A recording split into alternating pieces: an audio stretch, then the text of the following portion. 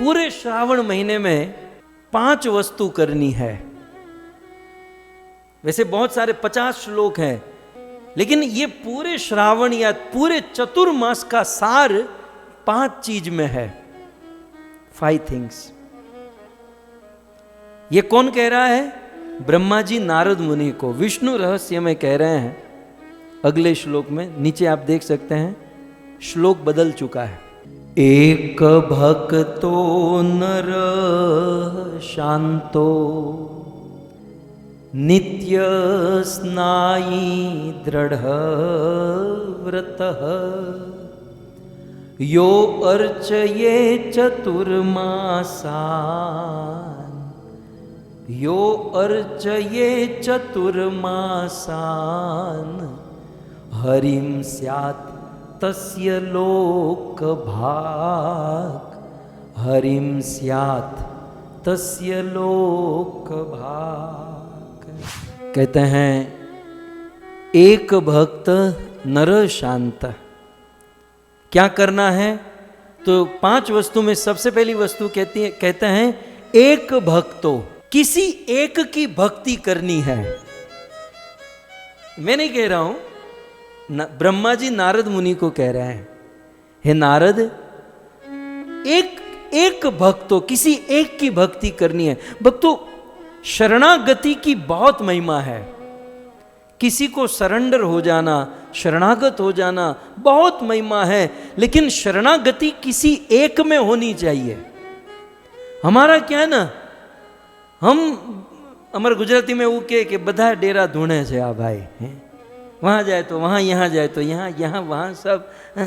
देखिए, गाय का बछड़ा होता है ना, गाय का बछड़ा कितना भी भूखा हो, उसे 100 गाय के बीच में रख दो, वो भूखा मर जाएगा, लेकिन अपनी मां का ही दूध पिएगा। ये गाय के दूध में, ये गाय में, ये बछड़े में गुण है। लेकिन भैंस का बच्चा कहीं भी मुंह मार लेगा। बस हमें गाय का बछड़ा बनना है, भैंस का बच्चा नहीं बनना है। कहीं भी मुंह नहीं मारना। मैं किस पर बोल रहा हूं? एक भक्तो, नीचे आप देख सकते हैं, एक, किसी एक की शरणागति, किसी एक की शरण। इसका अर्थ यह नहीं है कि अन्य का अनादर, ध्यान रहे, किसी एक की शरणागति की बात आती है, इसका मतलब ये नहीं है कि दूसरों का अनादर करना है। आदर सबका करे, रिस्पेक्ट सबको करे, लेकिन प्रेम किसी एक से करे। क्योंकि बाप एक ही होता है, पति एक ही होता है। आदर सबका करे, लेकिन एक भक्तो, एक की शरणागति, एक की शरण, एक से प्रेम, एक बड़ी महिमा है। मैं अक्सर दृष्टांत देता हूं कि 20-20 फीट के 10 खड्डे करोगे, आपको कुछ नहीं मिलेगा, केवल परिश्रम रहेगा। 20-20 फीट के 10 खड्डे करोगे, कुछ नहीं होगा, लेकिन उतनी ही मेहनत केवल एक खड्डा 200 फीट का कर दो, सीधा पानी बाहर आएगा। और दुबई में होंगे तो तेल, पेट्रोल बाहर आएगा, क्योंकि वो 200 फीट का हो जाएगा। एक शरणागति। 10-10 फीट के 20 करोगे तो कुछ हासिल नहीं होने वाला, लेकिन किसी एक ईश्वर, परमेश्वर, सर्व अवतारी, सर्वोपरि की शरण ले लो, तुरंत रिजल्ट, तुरंत आपको आपके जीवन में क्रांति दिखाई देगी। इसलिए यहां पर कहते हैं एक भक्तों, हमारे कलयुग के प्रारंभ में आदि शंकराचार्य हुए। साक्षात शिव जी शंकराचार्य के रूप में प्रकट हुए, और भगवान शंकराचार्य ने इस एक शब्द पर बहुत सुंदर बात कही। मैं शंकराचार्य के इस श्लोक को आपके सामने रखूं। भगवान शंकराचार्य कहते हैं, एकम शास्त्रम देवकी पुत्र गीतम, एको देवो देवकी पुत्र एव। भगवान शंकराचार्य ने इस बात पर बहुत जोर दिया, एक। मैं बार बार आपको निवेदन करूं, एक का अर्थ यह नहीं कि अन्यों के साथ दुश्मनी, अन्यों के साथ शत्रुता, अन्यों से घृणा, नहीं, अन्य सबको आदर, लेकिन एक से प्रेम, एक की शरण, एक की शरणागति।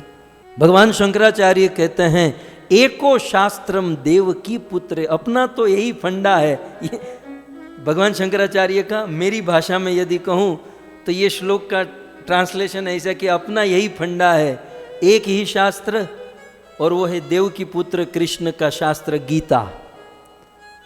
अपना एक ही ईश्वर है, एको देवो, और वो है देव की पुत्र, देव की नंदन भगवान कृष्ण। आगे कहते हैं अपना एक ही फंडा है, एको मंत्र तस्य नामाम्नि यानी, एक ही मंत्र, और वो है तस्य भगवान श्री कृष्ण का मंत्र, और कर्माप्य एकम तस्य देवस्य सेवा, और अपना तो एक ही कर्म है कि उस भगवान श्री कृष्ण की सेवा, उनसे प्रेम। सो कहने का अर्थ यह है भक्तों, फिर से पुनः हमारे मूल श्लोक पर आ जाए तो कहते हैं एक भक्तो। इस श्रावण मास में, खास करके इस चतुर्मास में, एक भक्तो, एक की शरणागति की बड़ी महिमा है। भक्ति का अर्थ होता है प्रेम और सेवा। भक्ति माने प्रेम और सेवा। आप ऐसा कहोगे मैं भक्ति करता हूं मतलब केवल प्रेम करता हूं, सेवा नहीं करता, तो नहीं चलेगा। और आप किसी की सेवा करो लेकिन प्रेम न करो तो वो भक्ति नहीं है। भक्ति माने प्रेम और सेवा दोनों। सो एको भक्तो, इस चतुर्मास या श्रावण मास में एक की शरणागति और भक्ति। फिर आगे दूसरा पॉइंट कहते हैं एको भक्त नरह शांतो। और फिर क्या करना है, एटलीस्ट इस 4 महीने में, चतुर्मास के 4 महीने या फिर श्रावण मास में शांतो, शांत रहना है। एटलीस्ट हमें शांत रहना है। હવે શાંત એટલે આમ ટાટું ટાબરિયું ખૂણામાં બેઠું રહેવું, કાંઈ બોલવાનું નહીં, કોઈ બોલાવે તો આમ બેસું રહેવાનું, ऐसे नहीं। शांत माने दुनिया में लोग सुनते, शांत माने चुपचाप, पत्नी के सामने किसी की चलती नहीं और बंदा चुपचाप बैठा रहे, वो शांत नहीं, ये शांत नहीं है। शांत माने क्या? उद्धव जी ने भगवान श्री कृष्ण से पूछा, कृष्ण शांत, शांति का अर्थ क्या है? तब भगवान कृष्ण भागवत के 11 स्कंद में शांत की डेफिनेशन देते हैं। शांत माने इंद्रियों का विषयों के प्रति शांत हो जाना। फिर से, शांत माने हमारी इंद्रियों का, इंद्रियों के जो विषय है उस विषय भोग के प्रति शांत हो जाना। माने आंख जो है ना, दृश्य को देखना चाहती है, मैं ये देखूं, यहां देखूं, ये मूवी देखूं, इसलिए आंख अशांत है। तो आंखों का भौतिक दृश्यों से देखने से जो विरक्ति है, जो डिटैच है, तो कहा जाएगा कि हमारी आंखें शांत है। कान सुनना चाहते हैं लेकिन भौतिक वस्तुओं से कान की सुनने की रुचि बंद हो जाए तो वो शांति है। ये जीवा अच्छे टेस्ट लेना चाहती है, मुझे ये मिल जाए, ये मिल जाए, तो उसके प्रति डिटैच, अनासक्ति, इसी का नाम है शांति। ये हुई जीवा की शांति। ये हमारी जो त्वचा है ये स्पर्श चाहती है, लेकिन ये स्पर्श से डिटैच हो जाए तो इसका अर्थ है शांति, त्वचा की शांति। इस प्रकार हमारी प्रत्येक इंद्रिया अशांत है। क्यों? क्योंकि इंद्रिया अनकंट्रोल होने के कारण अपने अपने विषय भोग के प्रति भाग रही है। तो एटलीस्ट इस 4 महीने में या श्रावण मास में हमें हमारी इंद्रियों को शांत करना चाहिए। इंद्रियों को विषय भोग के प्रति शांत। बाकी शांत माने ऐसा नहीं चुपचाप बैठना। भगवान ने मुख दिया है, वाणी दी है, तो ज्यादा से ज्यादा हरि नाम, हरि कीर्तन, हरि कथा होनी चाहिए। भौतिक विषय वस्तु से दूर होकर अध्यात्म में ज्यादा से ज्यादा लगे रहना, इसी का नाम है शांति। सो एक भक्त नर शांत। 2 चीज हुई, एकांत मतलब किसी एक की शरणागति, और क्या करना है, शांत, इंद्रिय भोगों से शांत। फिर तीसरा पॉइंट तो आप सब करते ही हैं क्या है, नित्य स्नायी। नित्य स्नायी माने रोज स्नान करना। तो आप कहोगे हम तो करते ही हैं, हमको बोलने की जरूरत नहीं है। लेकिन यहाँ स्नान की, यहाँ तो केवल श्लोक में तो एक शब्द ही है, लेकिन फिर इसका डिस्क्रिप्शन जो है ना, तो नित्य स्नायी का मैं थोड़ा सा एलेबरेट करूं तो नित्य स्नायी का अर्थ है दिन में कम से कम 3 बार स्नान करना। और फिर उसके साथ क्या है, 3 बार स्नान करना, ठंडे पानी से स्नान करना। इस चतुर्मास में या श्रावण मास में गर्म पानी से नहीं, ठंडे पानी से स्नान करना। और नित्य स्नायी माने जब स्नान करते हैं तो गंगा, यमुना, सरस्वती, गोदावरी, कावेरी, अलकनंदा, ये समस्त नदियों का स्मरण करके स्नान, उन नदियों में जाकर स्नान करो, दी बेस्ट। आप श्रावण मास में नदी में, पवित्र जलाशय में स्नान करने की विधि है। श्रावण मास में ये नित्य स्नान होना चाहिए 3। और सुबह जल्दी जगकर स्नान में ये पॉइंट भी है। ओके, और फिर चौथी चीज है दृढ़ व्रत। बहुत सुंदर समझने वाली बात है। वैसे तो हमारे पूरे जीवन पर्यंत दृढ़ व्रत होना चाहिए, परंतु जीवन पर्यंत तो कोई बात नहीं, न हो सके तो, लेकिन इस 4 महीने में या खास करके चतुर्मास में या श्रावण महीने में हमें दृढ़ व्रत होना चाहिए। दृढ़ व्रत माने हमारा दृढ़ संकल्प। हमारा क्या ना, हम जीवन में संकल्प बहुत करते हैं लेकिन वो दृढ़ नहीं होता है संकल्प। अब आप मुझे बताइए, यहाँ जितने भी लोग बैठे हैं, क्या आप लोग गीता भागवत नहीं जानते हैं? जानते इसलिए बैठे हैं, सब कुछ जानते हैं। हमें क्या करना चाहिए, कब जगना चाहिए, कितना तप करना चाहिए, सब जानते हैं, लेकिन हो नहीं पाता। इवन हम लोग संकल्प भी करते हैं, व्रत भी लेते हैं, नियम भी लेते हैं, लेकिन दृढ़ता नहीं है आपके जीवन में। आपके जीवन में शायद होगी, है? वो अलार्म थक जा, अलार्म रोता है, लिटरली रोता है कि भाई अब तो मुझे छोड़ो, इतना बजता है, लेकिन हम जगते नहीं है। दृढ़ व्रत नहीं है हमारे जीवन में। एकादशी आती है, श्रावण या सोमवार आता है तो लोग उपवास रहते हैं, लेकिन उपवास में कितना खाते हैं आप लोग को पता नहीं है। श्रावण या सोमवार आता है ना तो केले मार्केट में ध्रुजने लगते हैं कि अब हवे हमारू आयु है। हम लोग उपवास भी रहते तो कितने महंगे पड़ते हैं पता है। खैर, तो हमारा व्रत दृढ़ नहीं है। यहां पर लिखा है पहली लाइन के अंत में दृढ़ व्रत, दृढ़ व्रत। अच्छा, मैं आपको इस पर थोड़ा सा एक्सप्लेन करूं। आपने कभी सोचा कि हमारे जीवन में ये संकल्प दृढ़ क्यों नहीं रहता? भाई सोचा है कि मंगला आरती में जगेंगे, फिर भी नहीं जग पाते। निर्जल उपवास करेंगे, बंदा सोचता है दशमी के दिन सोचता है कि कल अपना निर्जला है, और फिर मोटा उपाड़े शुरू करता है। एकादशी शुरू होती है, बिल्कुल फॉर्म में होता है, सुबह सुबह अपना तो निर्जला है। फिर दोपहर को 12 बजता है तो सोचता है कि कोई बात नहीं, निर्जल है, पानी पानी पीकर कर लेता हूँ, तो फिर पानी पी लेता है। फिर 2-3 घंटा होता है कि चलो ना फिर जूस पीकर कर लेता हूँ, नहीं तो फिर जूस पी लेता है। फिर दोपहर के 3-4 बजते हैं, सोचता है कि थोड़ा फल खा लेता हूँ, और फिर शाम को 6-7 बजे तो फराल खाकर आराम से सो जाता है।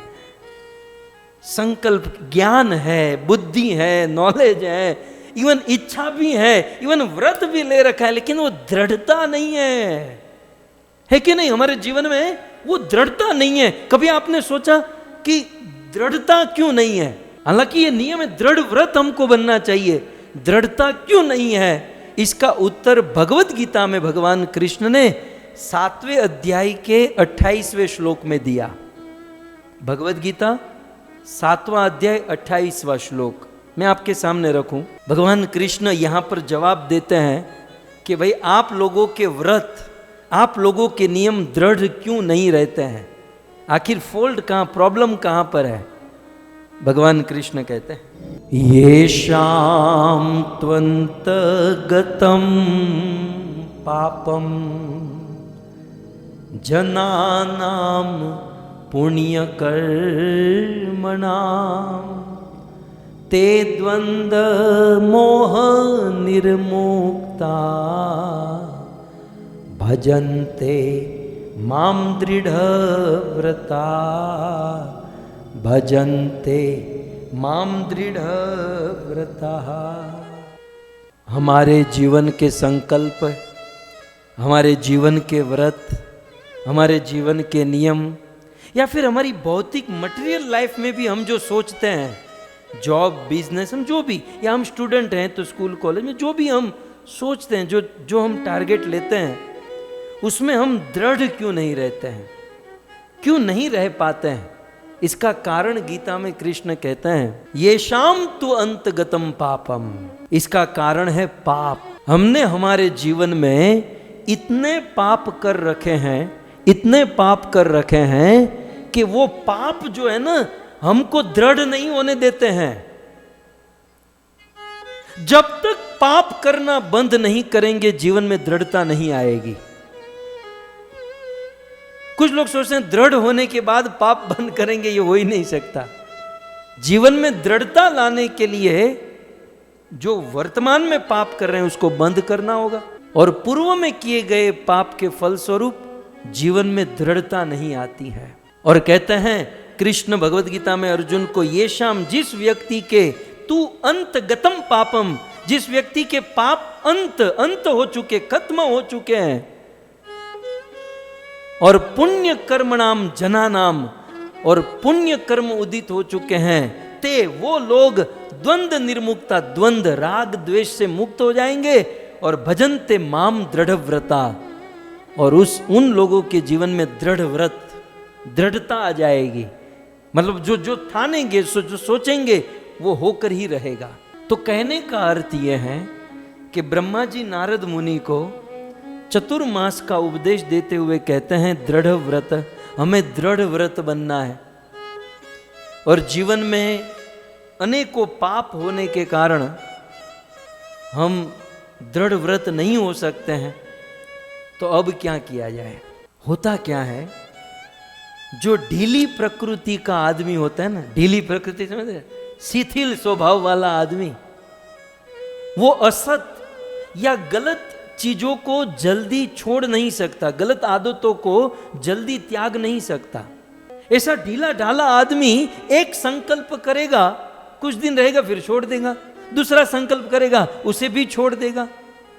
इस प्रकार बार बार संकल्प लेकर बार बार उसे छोड़ने की आदत पड़ जाएगी,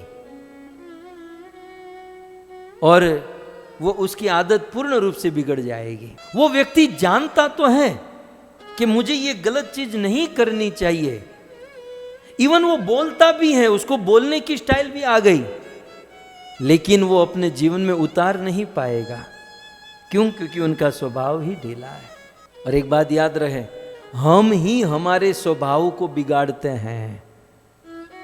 तो इसका एक ही सॉल्यूशन है कि जीवन में हम छोटी छोटी बातों से शुरू करें, छोटी छोटी बातों में दृढ़ रहना सीखें।